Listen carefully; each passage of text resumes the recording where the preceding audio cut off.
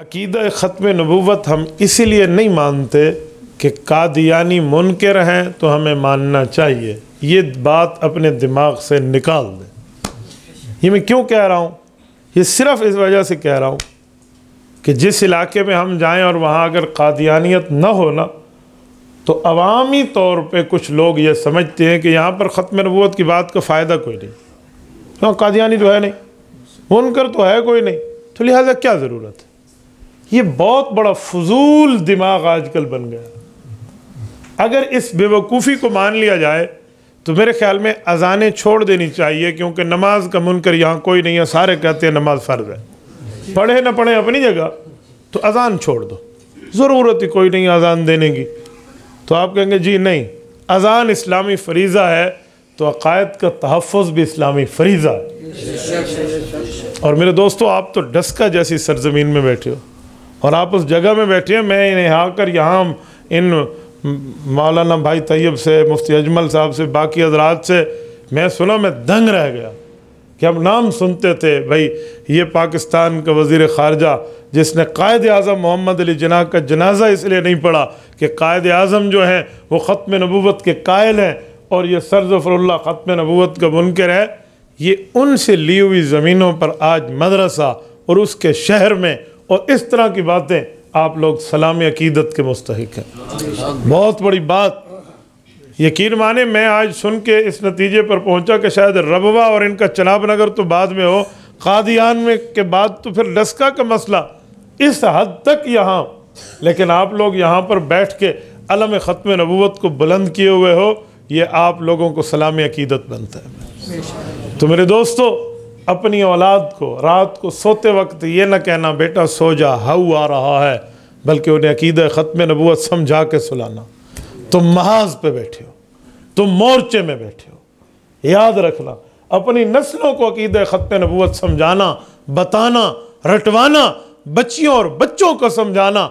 यकीन माने अपनी तारीख़ न भुलाने देना, आप कामयाब कौम तस्वर की जाओगे। और मेरे दोस्तों, अकीदा ख़त्म नबूवत हम इसीलिए नहीं मानते कि कादियानी मुनकर है, जी नहीं, हम इसीलिए मानते हैं कि हम अपने पैगंबर के वफादार उम्मती हैं, हम गद्दार नहीं हैं। आपको दर्स कादियानी क्या देता है? वो दलील की दुनिया में जब ज़ीरो हो जाता है तो उसने पैंतरे बदले हैं। आजकल कादियानियों ने रविश बदली है, तरतीब बदली है। वो डंग मारते हैं अपने वक़्त पर, लेकिन वो अखलाकियात का दर्स देंगे, संजीदगी का दर्स देंगे, प्यार की ज़बान का दर्स देंगे, जामे शीरी की बोतल में पेशाब भर के देंगे, लेबल रूह अफ़ज़ा का लगा के अंदर में कुफ्र देंगे। वो कहते हैं ना, इलाही आबरू रखना, बड़ा जालिम ज़माना है, दिलों में कुफ्र रखते हैं, बज़ाहिर दोस्ताना है, उस लहजे में पेश होते हैं। और इस लहजे में पढ़ा लिखा तबका मुतासर हुए बगैर नहीं रहता, कॉलेज यूनिवर्सिटी से पढ़ा हुआ तबका। वो कहते हैं देखो, हमारे मौलवियों के मुंह से झाग उगल रही होती है, आंखें सुर्ख हो चुकी होती हैं, गुस्से में बात करते हैं। कादियानी बड़ी संजीदगी से बोलता है, बड़ी मतानत से बोलता है, बड़े प्यार से बोलता है। ठीक है दुश्मन है, ठीक है गलत है, लेकिन बात इज्जत से करता है। हमारे मौलवियों, ये उनका पहला हरबा होता है जो कामयाब हो जाते हैं। आओ मैं तुम्हें सुनाऊं, दो बातें हैं। एक है आम तौर पे गुफ्तगू करना, इसमें अखलाकियात के दर्स कमाना अखलाकियात है, लेकिन मोर्चे में लड़ने का माना और होता है। मोर्चे में लड़ने के लिए भाइयों, दोस्तों, बुज़ुर्गों का लफ्ज़ नहीं, वो प्यार के लिए किसी भाई को उसको करीब करने के लिए लफ्ज़ है। मोर्चे में लड़ा जाता है। अनन नबी ला कज़िब अना इब्नु अब्दुल मुत्तलिब, रिसालत में आप बिहल में मुबाज़र का नारा लगाते नजर आते हैं। और सुनो, मैं एक जुमला कहता हूँ। एक कादियानी ने हमारे एक नौजवान मुस्लिम को इस तरह इम्प्रेस करने की कोशिश की, तो उसने मुझे कहा सर एक पॉइंट का मुझे जवाब देकर मेरा माइंड सेट क्लियर करें। आप लोग गुस्से में बात करते हैं, आपके मुंह से झाग और आवाज़ ऊंची, वजह। आओ मैं उसका जवाब जो उसे दिया था मैं तुम्हें समझाने लगा। मैंने कहा सुनो, जब कुफ्र के मुकाबले में गुफ्तगू पे अंदाज़ खिताबत होता है, जब दुश्मन के मुकाबले में बात करने में समझाने के लिए एक बयान का अंदाज होता है, तो फिर अंदाज यूं होना चाहिए जैसे तकरीर का है। और ये अंदाज हमें रिसालत माब से मिला है। उस लड़के की आंखें फटी रह गई हमारे पाक पैगंबर से। मैंने कहा जी हाँ, सही बुखारी, सही हदीस। हज़रत अबू हुरैरा फरमाते हैं काम रसूलुल्लाह फ़ीना ख़तीमा, जब रिसालत माब गुफ्तगू फरमाते एहमर्रत ऐना, हुज़ूर पाक की आंखें सुर्ख हो जाती। व अला सौतुहु, हुज़ूर पाक का आवाज़ कदरे बुलंद हो जाता। वश्तद्दा ग़ज़बुहु, पैगंबर का गुस्सा सख्त और तेज हो जाता। कअन्नहु मुनज़िरु जैश सबहकुम व मसाकुम, यूं लगता हुजूर एक दुश्मन से डरा रहे हैं, इमरजेंसी सिचुएशन है और इस वक्त की इज़्तिरारी हालत है, सुबह हमला होगा या शाम होगा। मैंने कहा उलमा को ये ले जा रिसालत माब की विरासत के तौर पे मिला है।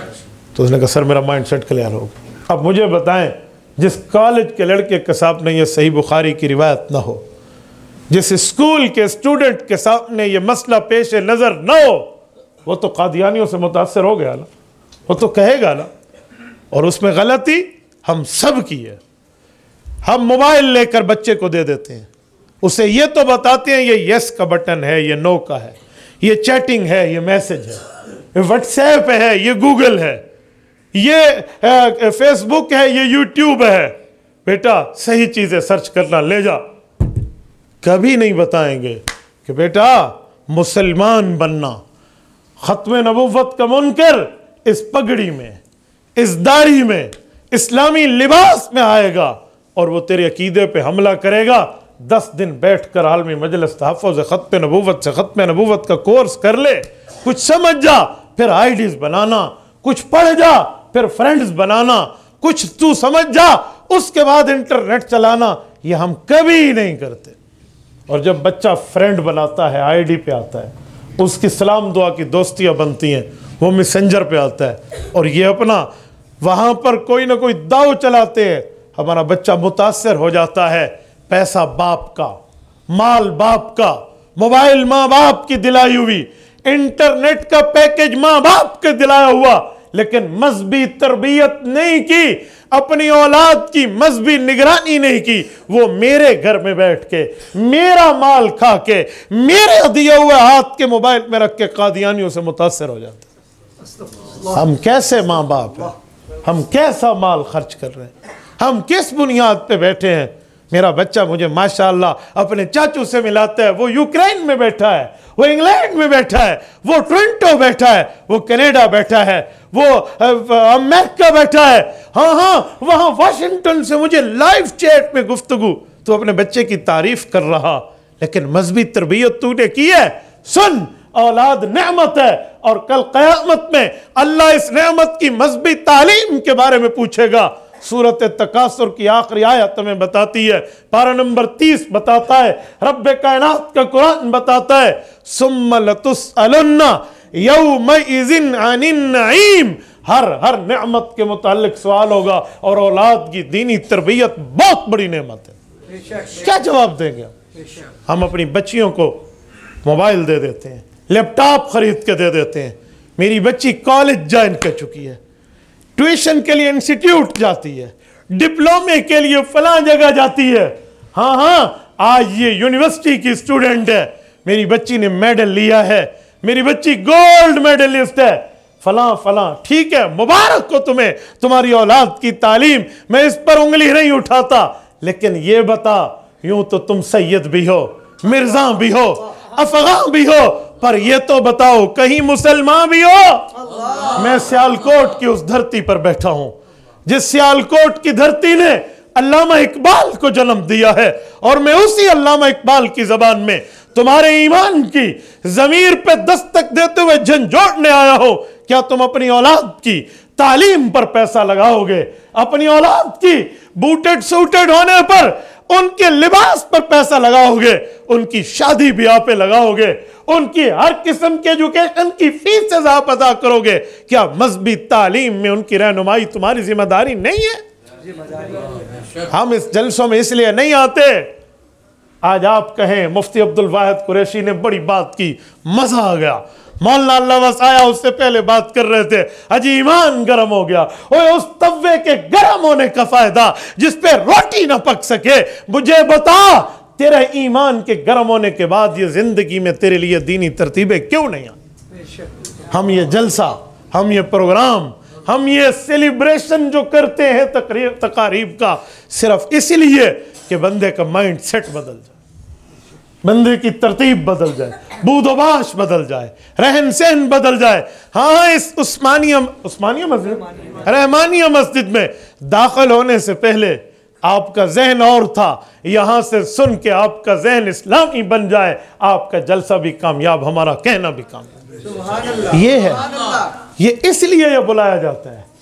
भाई कादियानियों को क्या कहना है वो तो सारी दुनिया को पता है, उनका इस्लामी हुक्म क्या है।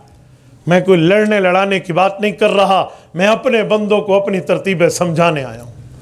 मैं अपने दोस्तों को बताने आया हूं, भाई मैं तेरे ईमान की ज़मीर के दरवाजे पे दस्तक दे रहा हूं।